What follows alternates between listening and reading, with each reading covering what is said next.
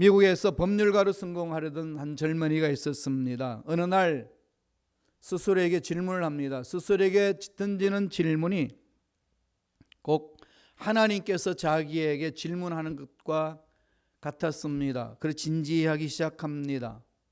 나는 여기에서 이 변호사 일을 잘 감당하고 그 이후에 내가 무엇을 할 것인가? 자기 스스로 물어봤습니다.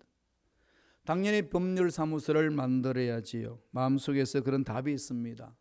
그 다음에는 은퇴하기까지 돈 벌고 명성도 얻어야지요. 그 다음은 은퇴하고 편히 쉬겠습니다. 그 다음은 글쎄요, 죽을 준비를 해야겠지요. 그리고 또다시 내면에서 던져지는 질문이 그럼 그 다음에는 그 질문에 답을 할 수가 없었습니다. 막혔습니다.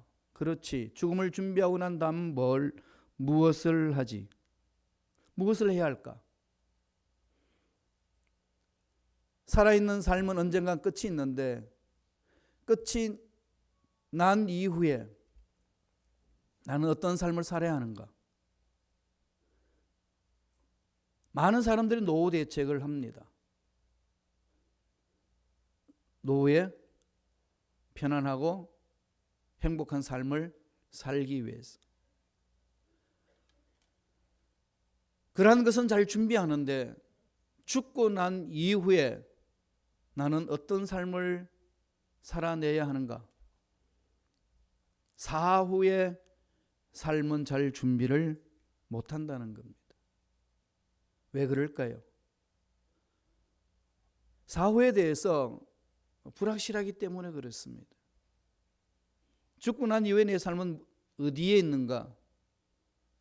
이 물음에 인간 머릿속에 답은 없습니다. 아무도 그거에 살아있는 사람은 가보지 않았기 때문에 그렇습니다. 이 젊은이도 말문이 막혔습니다. 그래서 내가 어디서 왔고 왜 살고 어디로 가야 되는지 다시 고민하기 시작합니다. 전심으로 하나님을 찾기 시작합니다. 자기 영혼에 대해서 진지하게 생각합니다. 살아있는 동안에 특별한 계획이 있고 멋진 법률가로, 명예로운 법률가로, 유능한 법률가로 쓸 수 있는 모든 플랜이 다 짜여 있지만은 그 모든 것을 마치고 난 이후에 내 삶은 어디에 있느냐? 그 질문에 답이 없습니다.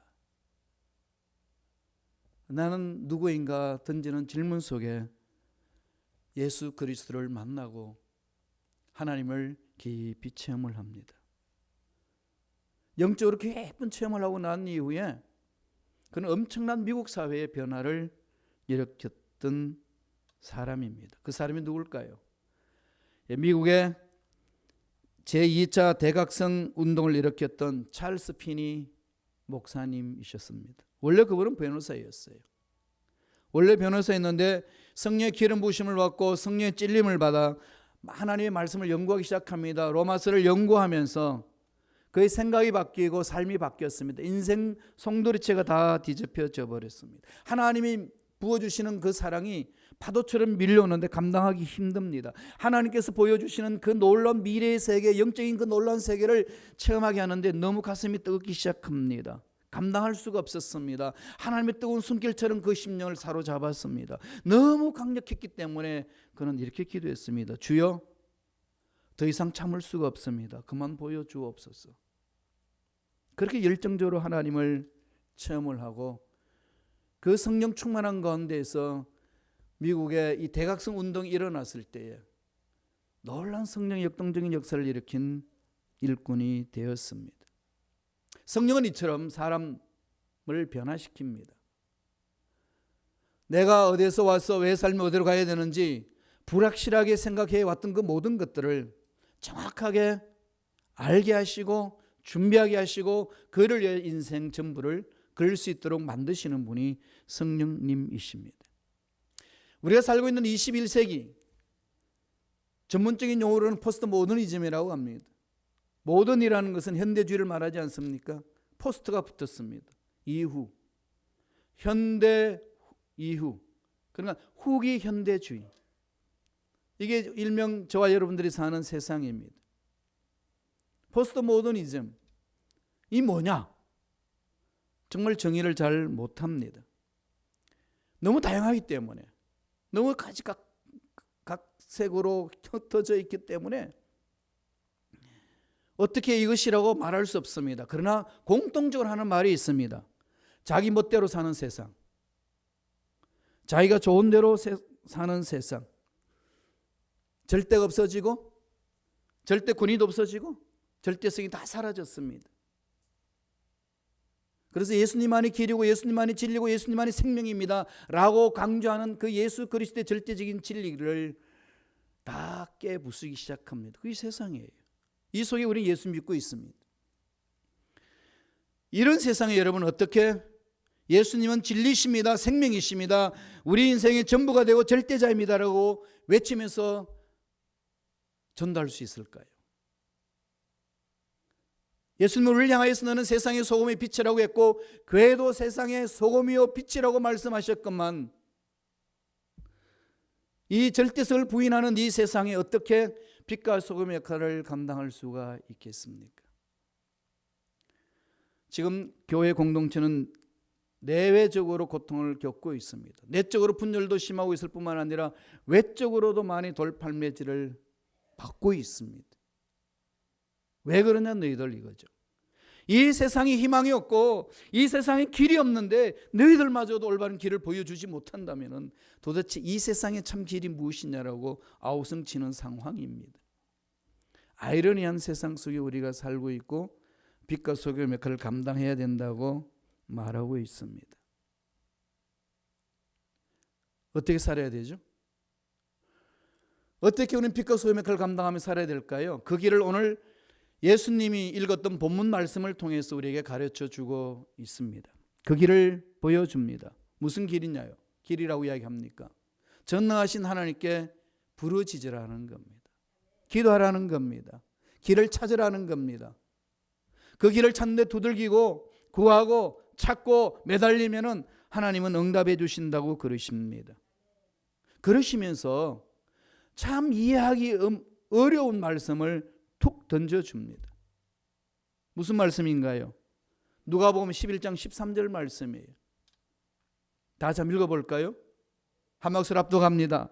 너희가 악할지라도 좋은 것을 자식에게 줄 알거든 하물며 너희 하늘 아버지께서 구하는 자에게 성령을 주시지 않겠느냐 하시니라. 이 앞뒤가 맞나요? 야, 부모가 자식에게 좋은 거 줄 줄 알잖아. 악한 너희들도 부모들은 자식에게 좋은 걸 주려고 그렇게 노력을 하는데 하물며 온 우주 만물을 창조하신 전능자 야훼 하나님께서 구하는 자에게 좋은 것을 주시지 않겠느냐 이렇게 나와야 되는데 오늘 누가복음 11장 13절은 뭐라고 말씀하죠? 성령을 주시지 않겠느냐. 이 말씀으로 이렇게 툭 던져주십니다. 너희 하늘 아버지께서 구하는 자에게 성령을 주시지 않겠느냐. 무슨 말씀입니까? 이 험악한 세상을 힘있게 살아나가고 이 세상에서 정말로 행복을 찾아나가고 이 세상에서 가장 좋은 것을 찾는 것이 무엇이겠느냐? 바로 성령을 받는 것이다. 성령에 사로잡힐 때만이 내 인생이 어디서 와서 왜 삶이 어디로 가야 되는지를 정확하게 알 수 있다라고 주님은 말씀하고 있습니다. 왜 주님이 너희 하늘 아버지께서 구하는 자에게 성령을 주시지 않겠느냐 이 말씀을 하셨는지 깊이 생각을 하셔야 합니다. 성령을 말씀하시는 거죠. 성령 없이는 살 수 없다는 얘기입니다. 성령 없이는 이 험악한 세상에 힘있게 살아갈 수도 없고 교회 공동체의 내적인 분열도 해결할 수 없고 세상을 향하여 소금과 빛의 역할을 감당할 수가 없다는 얘기입니다. 다시 말씀드리면 저와 여러분 삶에 갈등이 있고 문제 해결되지 않는 그 모든 문제의 답이 성령이라는 겁니다. 그 성령은 오늘 우리에게 어떻게 주어질까요? 첫째로 성령은 아버지께서 자녀에게만 주시는 선물입니다. 아무나 못 받습니다. 자녀들만이 받을 수 있는 거예요. 자녀가 아닌 자들은 하나님이 주시는 이 성령을 받지 못합니다. 이 성령을 받기 위해서는 어떻게 해야 될까요? 자녀가 되어야 됩니다. 자녀에게만 주시는 선물입니다. 너희 하늘 아버지께서 아버지와 자녀의 관계가 형성된 그들에게 주신다는 겁니다. 그 자녀가 이 세상에 힘있게 살기 위해서는 우선적으로 무엇이 필요하느냐? 돈도 아니고 명예도 아니고 권력도 아니고 건강도 아니고 기본적으로 가장 우선권으로 우리에게 가져야 될 그것, 찾아야 될 것, 구해야 될 것, 성령이라 그렇게 말씀을 합니다. 기도에 대해서 교훈을 쭉 11장에서 말씀을 하시다가 어떻게 기도해야 되고 무엇을 기도해야 되고 쭉 하시다가 13절에 가서 성령을 구하는 것을 강조합니다. 아버지가 아들에게, 악한 아버지가 자녀들에게 좋은 것을 주기를 원하는 것 다 알지 않느냐? 전능하신 하나님께서 구하는 자에게 가장 좋은 것을 주신다. 그게 성령이다. 그러므로 저와 여러분 기도 제목이 어떻게 자리 잡아야 될까요? 어떤 것을 여러분 구하고 계시나요? 가장 중요한 것을 구해야 되지 않을까요? 하나님이 지금 여러분 찾아오셔서 네가 가장 중요한 것 하나만 구하라, 그렇게 말씀하시면 무엇을 구하시겠습니까? 성령입니다. 사람마다 다 다를 수 있겠지만은 정신 차려서 말씀을 봐야 된다는 거죠. 우리가 정말 가장 중요한 게 무엇이고 가장 필요한 게 무엇이고 내 삶에 있어서 내 삶 전체를 이끌어 주실 그분이 누구신지를 알라는 겁니다. 저와 여러분 공통적으로 구해야 될 기도 제목이 성령이여 나를 사로잡아 주옵소서. 성령 충만을 위해서 구하셔야 됩니다. 교회는 성령이 오심으로 교회가 시작이 되었습니다. 우리가 세상에 능력 있게 삶을 살아내기 위해서는 성령이 임할 때 가능합니다. 찰스 피니 변호사였던 그분이 위대한 종으로서 부르심을 받아 하나님의 능력사를 감당할 수 있었던 그것은 성령 체험하고 난 이후에 그 역사를 일으켰고 미국 사회를 완전히 뒤흔들어 놨습니다. 그 모든 것을 뒤흔들 수 있는 힘은 돈도 아니고 명예도 아니고 권력도 아니라 오직 성령이라고 역사를 통해서도 보여주고 오늘 주님이 우리에게 가르쳐주고 있습니다. 인생의 행복을 못 느끼시나요? 교회 공동체에서 갈등을 느끼시나요? 성도들 간에 마음에 갈등이 있고 혼란스러운 게 있으신가요? 성령을 사모하시기 바랍니다. 성령을 받으셔야 합니다. 아버지가 아들에게 주시는, 자녀에게 주시는 성령입니다. 선물입니다. 베드로가 성령 체험하고 나서 많은 유대인들에게 일어나서 이렇게 설교를 했습니다. 사도행전 2장 38절을 보십시오. 베드로가 설교한 내용입니다. 베드로가 이르되 너희가 회개하여 각각 예수 그리스도의 이름으로 세례를 받고 내 죄사함을 받으라. 그리하면 성령의 선물을 받으리라. 하나님께서 원하시는 것은 우리 모두가 성령을 체험해야 된다는 겁니다. 로마 제국 때 박해가 심했던 상황이 있었습니다. 초대 교회에서 일어났던 일입니다. 로마 원형 경기장에 끌려가 성령 충만한 성도가 순교하면서 남긴 시가 있습니다. 역사 속에 기록되어 있습니다. 신앙인들에게 귀한 교훈을 던지는 시입니다. 이렇게 시작합니다. 나를 저주하십시오. 당신들이 나를 저주하면 할수록 나는 당신들을 사랑할 것입니다. 내게 침을 뱉어보십시오. 그러면 나는 사랑의 숨길을 뿜어낼 것입니다. 나를 구타하십시오. 나는 신음소리로 사랑을 고백할 것입니다. 나를 찌르십시오. 나는 당신을 사랑한다고 절규할 것입니다. 나를 짐승의 먹이로 던지십시오.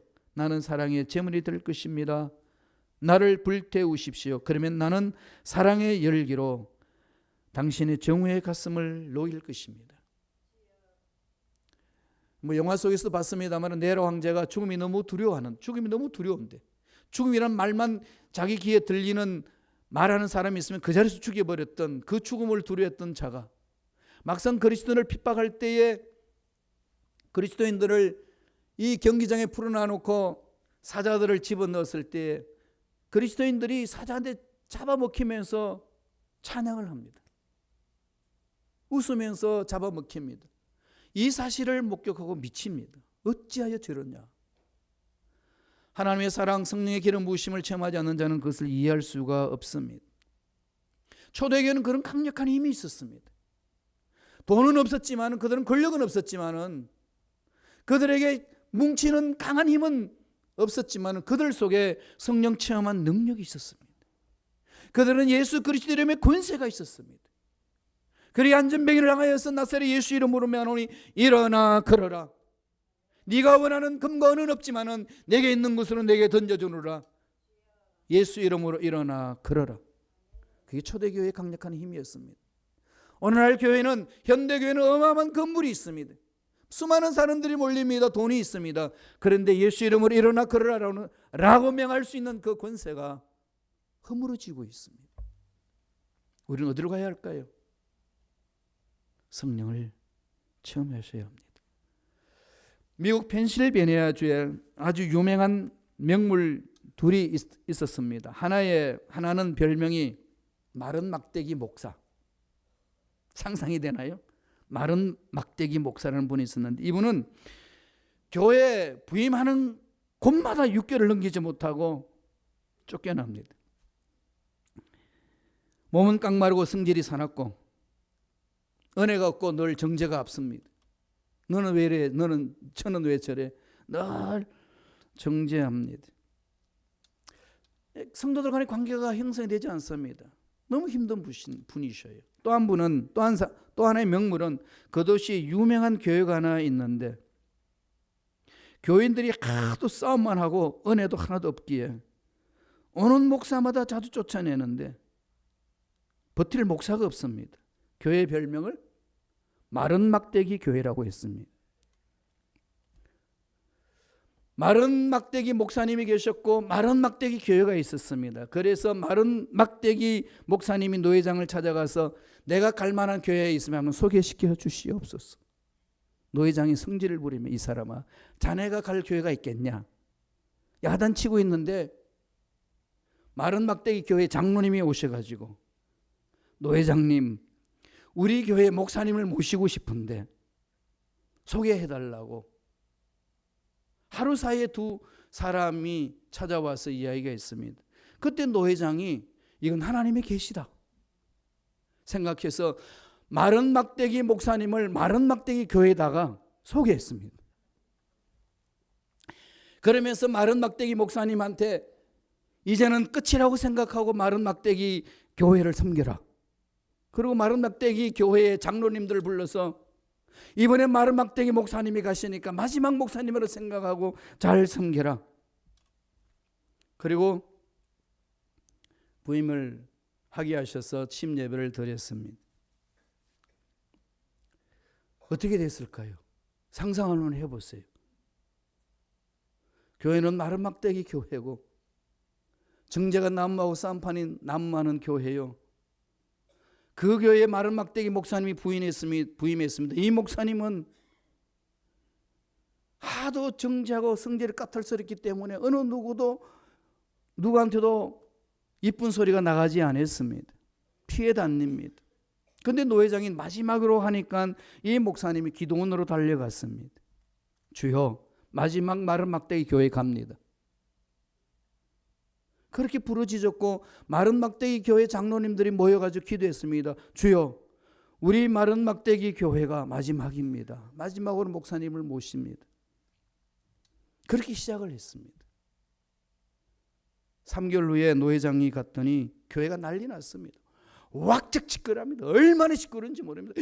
가는 순간에 깜짝 놀라가지고 큰일 났구나. 가봤더니 큰일 난 것이 아니라 모두가 하느라고 막 소리가 막 난리가 났습니다. 여기저기서 뛰고 있고 저기서 뛰고 있고 막 성령의 불이 붙어가지고 뭐 교회가 막 활활 타고 있었습니다. 그 노회장이 장로님한테 물었습니다.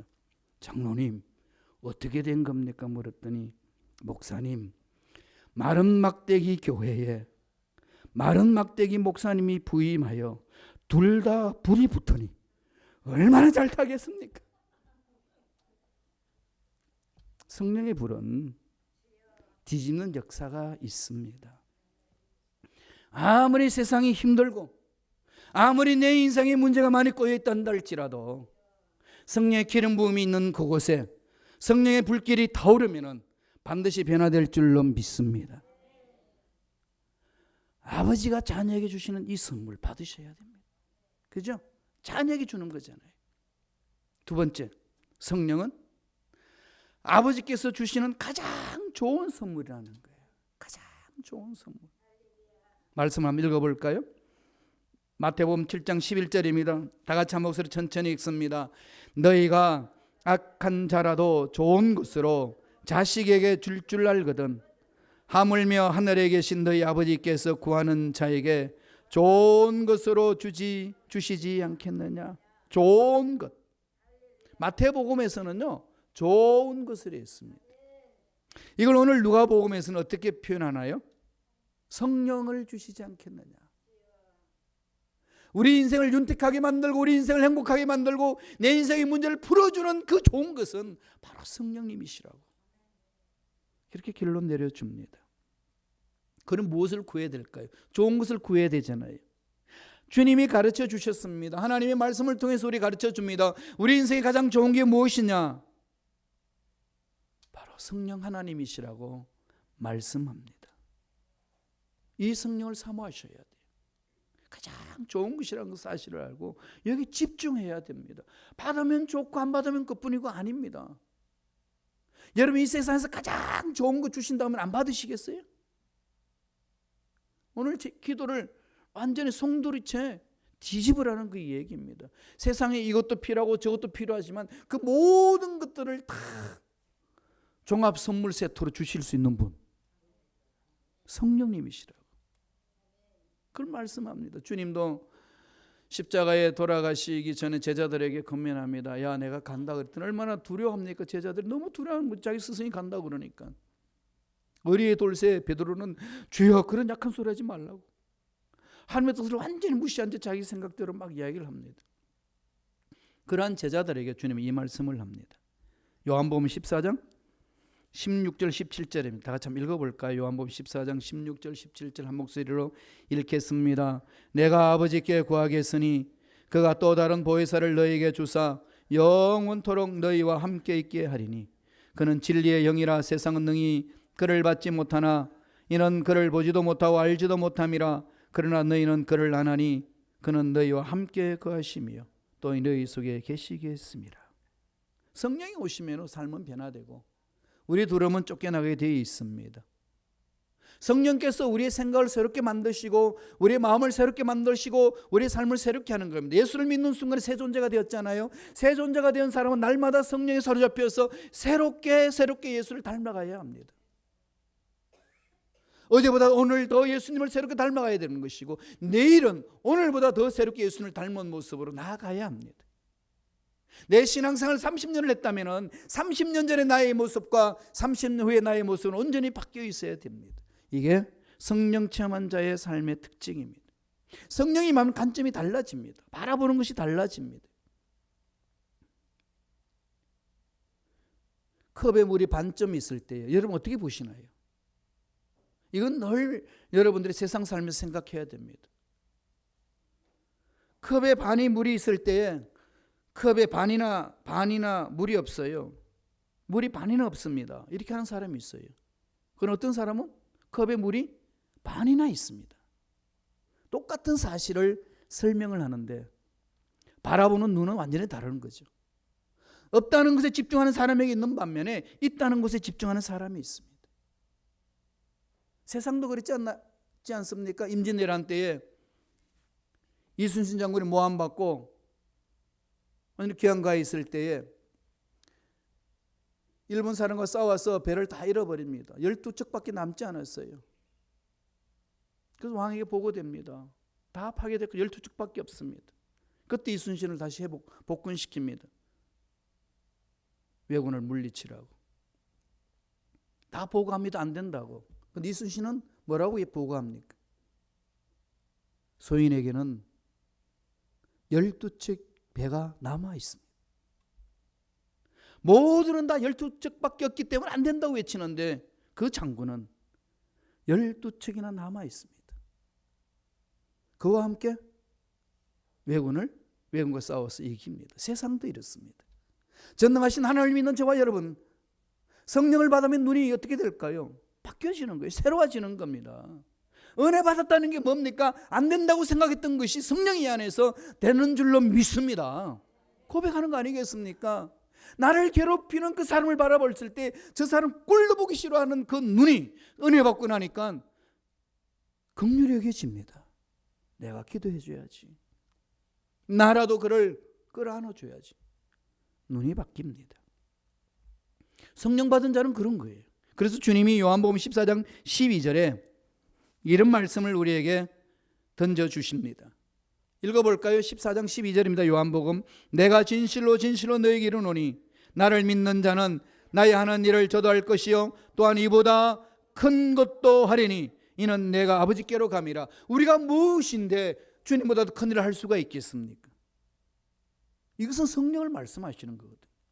성령의 기름 부으심이 있으면은 우리 생각을 뛰어넘은 생각하는 그 이상으로 하나님이 역사를 해주신다는 겁니다. 그 성령을 믿고 따라가는 것이 신앙생활 아니겠습니까? 여러분 안 된다고 주저앉은 분들 계시나요? 무엇 때문에 안 된다고 주저앉고 계시나요? 포기했던 것들 누가 포기하라고 해서 포기하고 계시나요?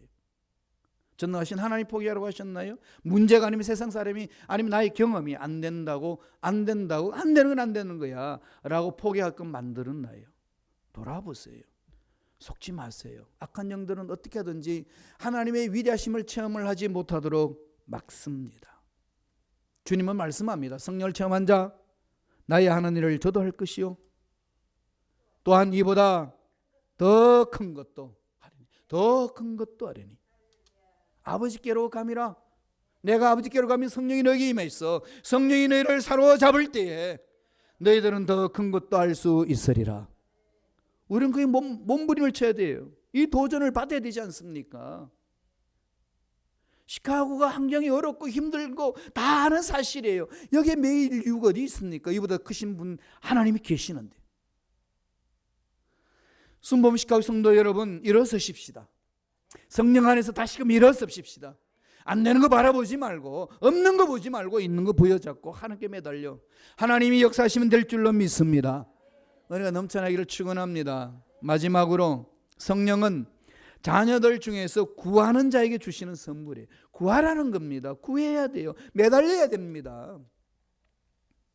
무엇 때문에 안 매달리십니까? 무엇 때문에 안 구하시나요? 새벽 예배가 있고 주중 예배가 있고 주일날 우리가 예배를 드리면서 하나님께 구하는 시간이 많습니다. 이런 많은 시간 하나님이 기회를 주셨는데 이것을 구하지 않고 뭐하고 계시나요? 구하는 자에게 성령을 주시겠다고 말씀합니다. 우리 누가복음 11장 13절 한 번 더 읽겠습니다. 이 말씀 깊이 새기셔야 돼요. 다 같이 읽습니다. 너희가 악할지라도 좋은 것을 자식에게 줄 알거든 하물며 너희 하늘 아버지께서 구하는 자에게 성령을 주시지 않겠느냐 하시니라. 구하는 자에게 성령을 주시리라. 어떻게 구하라고 했습니까? 누가복음 11장 9절 한번 보세요. 앞절에 있는 말씀이죠. 다 같이 우리 누가복음 11장 9절 말씀 읽습니다. 내가 또 너에게 이르노니 구하라 그러면 너에게 주실 것이요 찾으라 그러면 찾아낼 것이요 문을 두드려라 그러면 너에게 열릴 것이니. 구하라 주신다는 겁니다. 찾으라 찾아낼 것이라는 겁니다. 두드려라 열릴 것이라고 말씀하고 있습니다. 성령의 기름 부으심이 우리 속에 임했을 때에 성령께서 우리 마음에 그런 도전을 주시고 모험할 수 있는 믿음을 허락해 주시는 겁니다. 베드로가 주님이 풍랑을 만나서 물리를 걸어오는 모습을 바라보고 사람이 물리를 걷습니다. 자기는 업으로 자랐기 때문에 사람이 물리로 걸을 수 없다는 사실을 너무나도 잘 압니다. 그럼에도 불구하고 물리로 걷는 주님을 향하여 베드로가 도전을 합니다. 주여, 주님이시면 나로 하여금 물리로 걷게 하소서. 미친 짓 아니고 못하잖아요. 사람이 여태까지 물리 걸어본 적이 없는데 어떻게 나로 하여금 물리를 걷게 하소서 그렇게 도전할 수 있을까요? 성령이 임하면 가능합니다. 성령이 임하면 그 마음을 휘어잡습니다. 주저앉지 않게 만듭니다. 배에서 뛰어나와서 물리로 뛰어들어가지 않습니까? 성령이 있으면 그렇게 모함하는 겁니다. 우리 성령 이끌림을 따라서 모험하면서 살아야 되지 않겠습니까? 도전하면서 살아야 되지 않겠습니까? 성령에 이끌려서 이렇게 도전하고 모험하는 사람을 통하여서 이 세상이 이렇게 새로워지고 있습니다. 이 시카고 땅에 성령의 바람이 불면은 이 땅도 변화될 줄로 믿습니다. 이 변화의 주인공을 우뚝 서는 저와 여러분 되시길 간절히 축원드립니다.